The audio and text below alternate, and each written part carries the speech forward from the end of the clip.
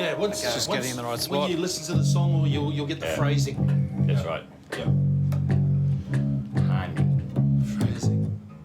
Is that all right? Now make that D, second D a bit quicker. Da, da, bum, bum. Quicker. Yes. So what I think we need to do is go home and listen to the phrasing of it. Yeah. And then come back and we'll have a proper crack at it. But with Luke, it's a cracking song. This will be our opening song, I reckon. I reckon this could be our opening song. It's a really good one. Okay. We better learn it then. Oh,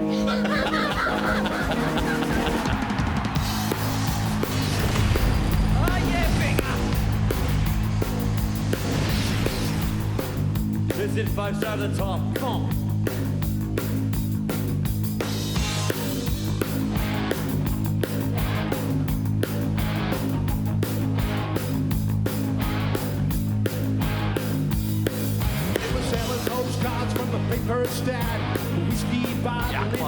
Here we go, folks. Let's go, Robbo. Do this. Love you, mate. Play well.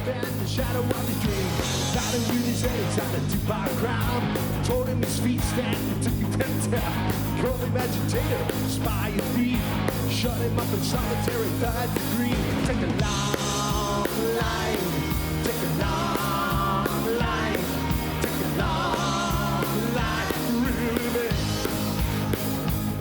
Mateship. 6 and out means mateship to me. I'm proud of every one of those guys in the band. I consider them brothers. told him his feet stank and took him downtown. We've been through a lot together, some ups and downs, and our friendship has endured, and we're stronger than ever. We're back up and running, and we're back out there, rocking and bringing it on.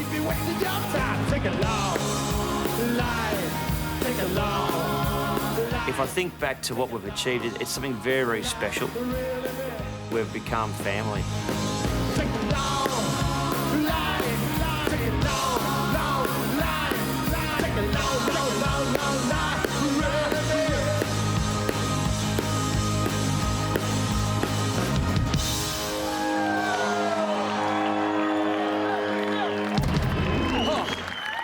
Thank you so much for having us. I hope you had a great time. Thank you.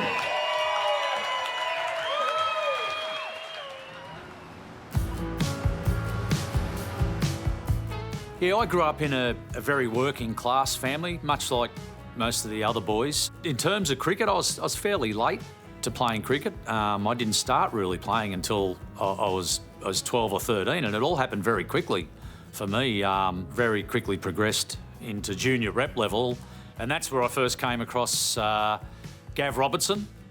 Slate 1 Alpha, take 1. I met this little bloke from down near Bankstown, Greenacre Way, Brad McNamara, when I was 13. Steve Waugh and Mark Waugh had gone into bat, and everyone was talking about this little bloke. It looks like he was bowling 15 kilometres faster than everyone else. I guess my history with 6 and out goes back a long way, especially with Brad McNamara and Gavin Robertson, two really close mates of mine. At Campsie was the first time I came across Brad McNamara, this little kid with this sort of shuffling run-up, really strong shoulder action, and bowled a bit of chin music in under 12s, which was pretty unheard of. And he was quick and slippery and said a few words, and I thought, geez, this guy can bowl a bit. At the same time, Robbo in the under 12s was probably the gun batsman. Every time Robbo went to the nets, all the other batsmen and bowlers would stop and they go, Robbo's batting, we've got to go and watch him like he is a gun. It's quite frightening, actually, as the oldest member of this band, to realise that they've been great mates and we've been very close for getting on towards 50 years now, which is quite frightening. Out of the blue, I got picked in the Australian under-19 team, and I returned, and I was straight into the Sheffield Shield squad. And I wouldn't say it then, but deep down in my subconscious mind, I was really surprised. It was an amazing situation to be amongst the New South Wales squad back then. Was chock full of internationals. I mean, the Sheffield Shield squad had, I think, 16 current or ex-Test players in it, so it wasn't easy to get a game. So any time you played was wow. So I always want to ask you this question. You're known as the Iceman, but when you first walked into this change room as a young kid, were you intimidated? Oh, yeah, definitely. 19 years of age, yeah. Oh, well, my first teammates were people like Imran Khan. Jeez. He was my first roommate on tour, Imran Khan. Can you imagine that? As a 19-year-old, I went to Brisbane, debuted, and I'm rooming with Imran Khan. To get that opportunity now, look back on it, to be involved with such a successful team with all-time greats and to go through that as young blokes together was an amazing experience. Take one. Brad and Gavin, they were playing for New South Wales prior to myself getting selected, and so pretty much Shane and myself got selected around about the same sort of time. Gosh, it was amazing. And it wasn't just playing with them, it was training with them. I remember the first time I played against Brad. We batted first, and when he came on to bowl, I was seeing them pretty good, and I'd smashed them around a bit, but he eventually got me out. I'll say it was a long hop, but I feathered it through to the keeper, and he gave me the biggest send-off, and I thought, oh, you bugger. You know, I've just smacked you around the park and you give me a big send-off, so I thought, OK, I'll wait for him to come out to bat. And his first shot, he tried to smash over mid-wicket, and it just went over the middle stump. So I came running in from mid-wicket, and I gave him a little spray, and he just looked over me with his New South Wales helmet, and he just looked at me and smiled. Anyway, at the end of the match, he got 104 not out and 6 wickets. And I thought, I've just sledged the guy that's got 104 not out and 6 wickets. Who would have thought? 30 years ago, in the dressing room for the first time. 30 years ago when you first sledged me. No, it was 35 years ago when I first sledged you. I remember going into the dressing room, I had my head down, and I looked up, and there was the first bloke there was Brad, and he sat next to me, and he said, here you go, young fella. And he gave me a beer, and I thought, I wanted to tell him to bugger off, but I thought, nah, fair enough. In you come. So hard lessons learnt very early.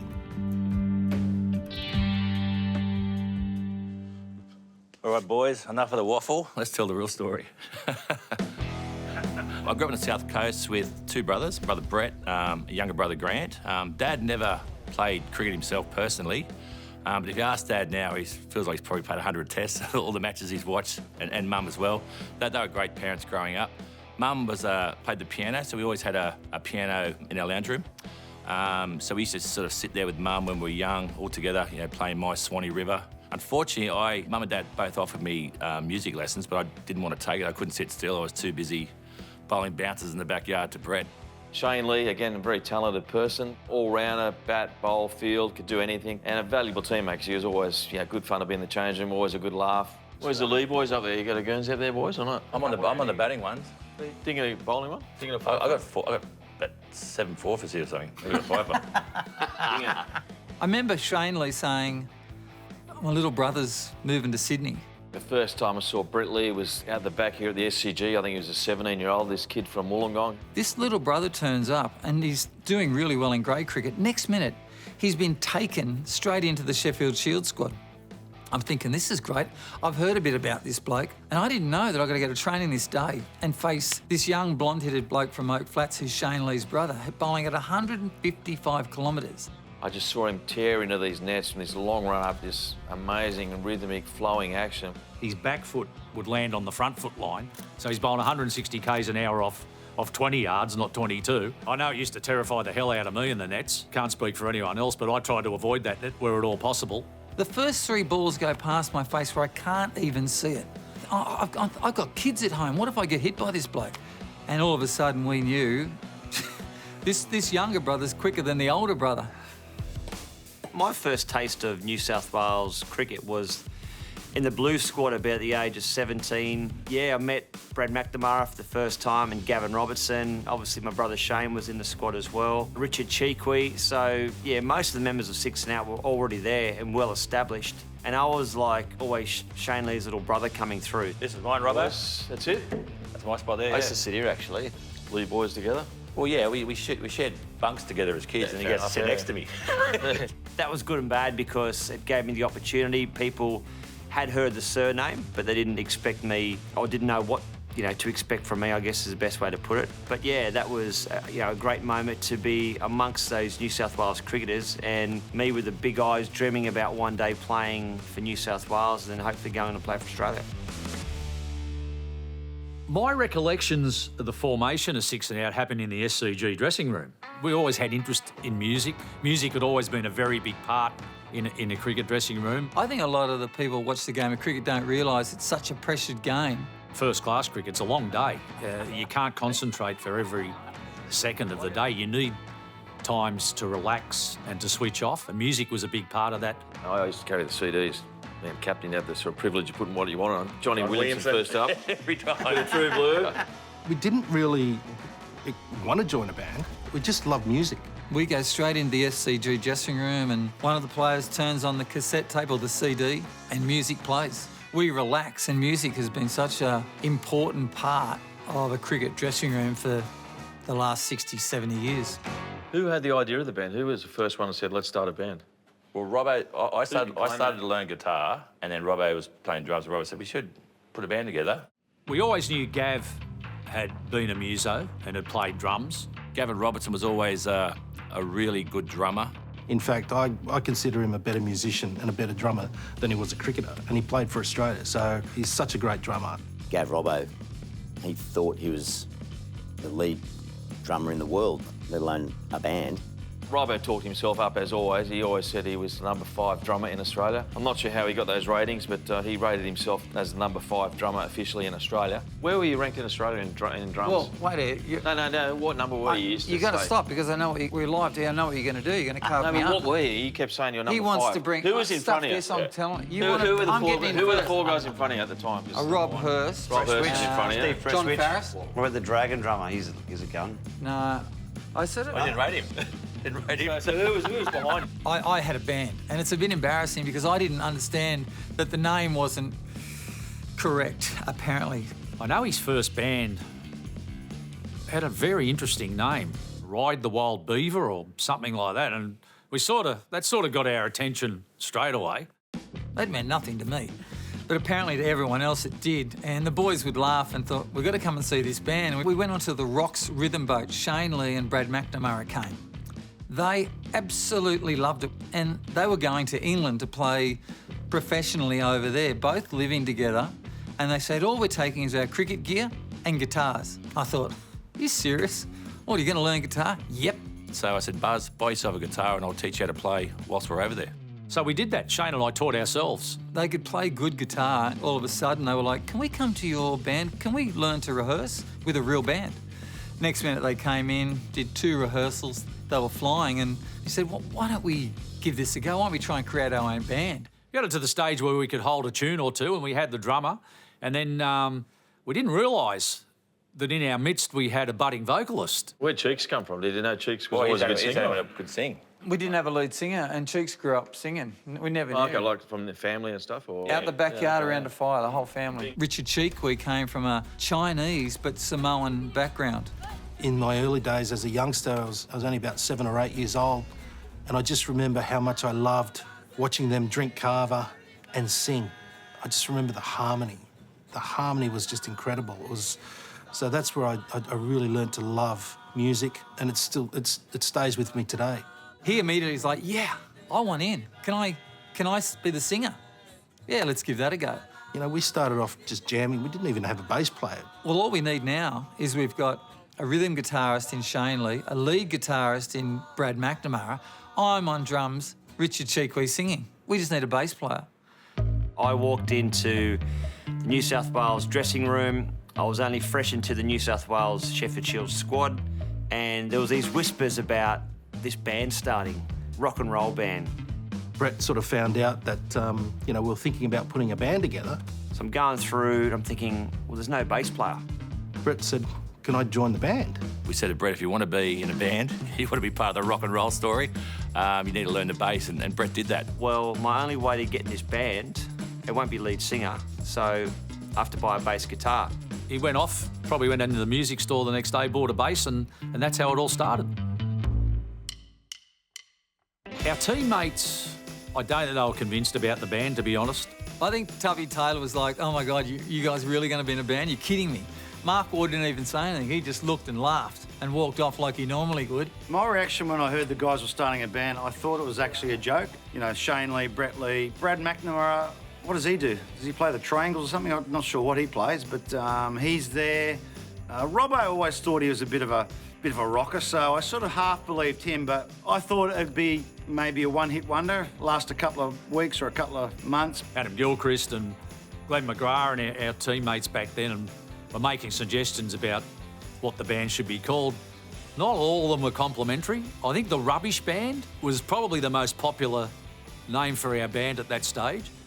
I've got to be honest, we even considered it for a little while. Rubbish band was bandied around, no doubt about that. I thought rubber band might have been good. They could just bounce straight out when the songs became to the level that we expected that they'd be, which is pretty poor. The name of the band, Six and Out. I can't remember who came up with it. It was me. We came up with several names and we just thought, no, it doesn't work. We had boundary riders, we had picket fences. There was Caught Behind, No Ball, Fine Leg. Maybe a mully grubber might be another good one. Dot balls, I think, from memory. Some pretty corny stuff there. And I remember it came to me and I thought, Six and Out.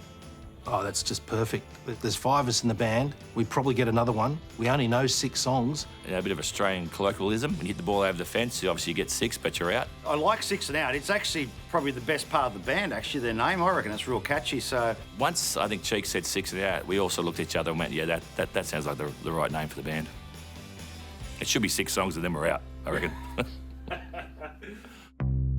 Well, there's a bit of conjecture around our first gig, where it was and how it happened and who was involved. And I reckon our first gig was for New South Wales Cricket. There was some function on because my first memory of Six and Out was us getting up on stage wearing, so it was like, must have been a formal event. We're wearing black pants and we're wearing, you know, like black tie type of thing. And we took off our white shirt, our jacket and tie, and we put on our New South Wales playing shirts, which is quite stupid when you think about it. During that year, I think it was around 1999, New South Wales marketing decided they were going to have a theme for the summer.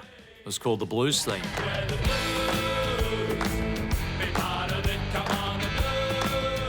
So the first thing we ever played was the Blues theme in front of 2,000 people at Doug Walter's luncheon at the A&A Hotel. I think it went pretty well. We're pretty ordinary. I remember being very nervous because it's one thing going from sitting with an acoustic guitar in your lounge room at home in Oak Flats to actually getting up on stage. How are you feeling, Cheeks? Pretty nervous. I'm very nervous. I've got my whole family coming tonight. We've got mum, brother, sister, kids. Your mum's not going to do what you did in the New South Wales change room when she walked into our change room. She's not going to do that here, is she? Well, she didn't know. She said, don't mind me, I'm just getting a cup of tea. To play in the dressing room and the garage and in a rehearsal studio is one thing, but to actually play in front of people where there are consequences if you stuff it up is another thing altogether. So that was a big eye-opener for us. If Gav or the boys hear me slow on the bass, I've lost exactly where I am. I'm like, geez, I'm trying like dropping a catch. Trying to get in there. So you know if you're going to make, if someone else makes mistakes, you can hear straight away. Yeah, okay, it's like a drop catch, I suppose. Yeah, it is, yeah. And my recollection was that day there was a few people from different pubs around the city, and they said, if you guys learn 20 songs and get better, we might employ you. And we thought this is a good opportunity for us. I mean, to be honest, who doesn't want to be in a rock and roll band?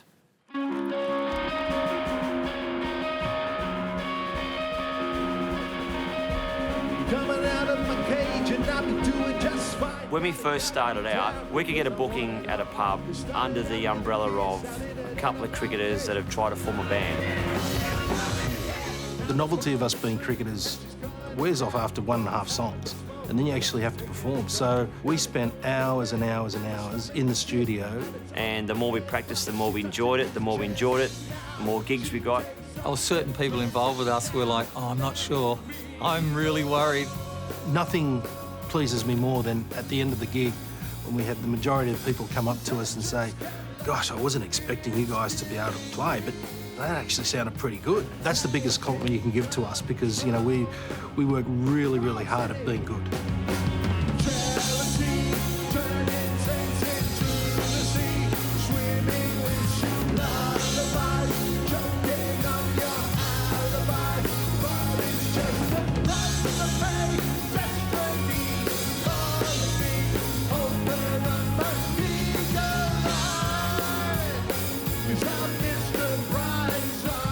What we do as a band is we bring the sporting cricket framework in. We know that if we go on stage in any way separately, mentally, we're stuffed. We get on stage to rip them apart, like we're playing Western Australia, or Queensland, or Victoria. Every now and again, it just sits in the pocket and it feels right. It's just like hitting that ball right in the middle of the bat. It's that feeling. But when it's right, we look at each other and go, gosh, that was cool.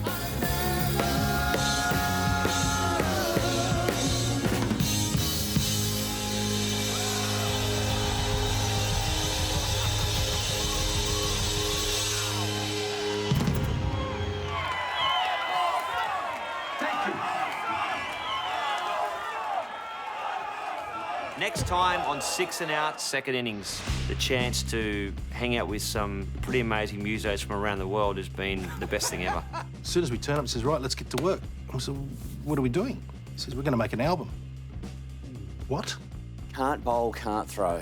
None of us will ever forget that. You know, was it Warney? Was it Cameraman Joe? Was it Warney? Was it Cameraman Joe? Whether it was a player, whether it was a cameraman, the jury's still out on that. You make up your mind. I think we all know. Back after a short break. Play right.